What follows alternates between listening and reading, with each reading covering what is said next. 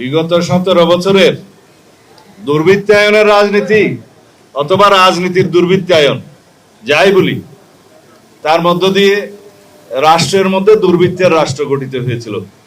সেটার একটা নমুনা হচ্ছে এই জঙ্গল সলিমপুর। আমরা দায়িত্ব গ্রহণের পর 1 মাসের মধ্যেই চট্টগ্রামে কিছু সন্ত্রাসী কার্যক্রম লক্ষ্য করেছিলাম।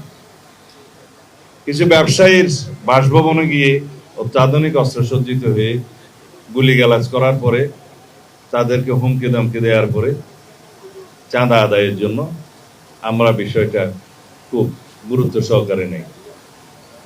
তখনই আমরা সিদ্ধান্ত নিয়েছিলাম তাদের অভয়ারণ্য আগে নষ্ট করতে হবে।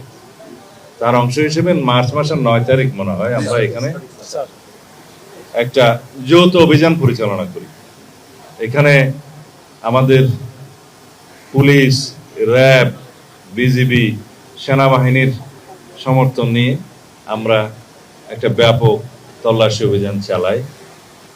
কিছু অস্ত্র উদ্ধার হয়েছে এবং কিছু সন্ত্রাসী আটক হয়েছিল। তবে আমাদের লক্ষ্যমাত্রা অনুযায়ী আমরা সেটা করতে পারিনি, কারণ কোনো না কোনো কারণে হয়তো এই তথ্যগুলো ফাঁস হয়ে যাওয়ার কারণে তারা আগে থেকে সাবধান হয়ে গিয়েছিল বলে আমার মনে হয়। যাই হোক, এখানে যে সিসিটিভি ক্যামেরা বসিয়ে বিভিন্ন পাহারাদার বসিয়ে যেভাবে এলাকাগুলো তারা নিয়ন্ত্রণে রেখেছিল সেগুলো ভেঙে দেওয়া হয়েছে। কিন্তু আমরা অবাক হয়ে গেলাম যে রাষ্ট্রের বিরুদ্ধে চ্যালেঞ্জ ঘোষণা করার মতো সন্ত্রাসীদের দুঃসাহস কিভাবে হলো।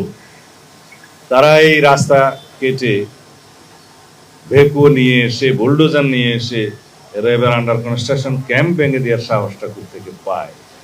তাদের সাথে কারা জড়িত, এই জায়গার জমি দখলের সাথে কারা জড়িত, এগুলো আমরা এখন ফাইন্ড আউট করেছি।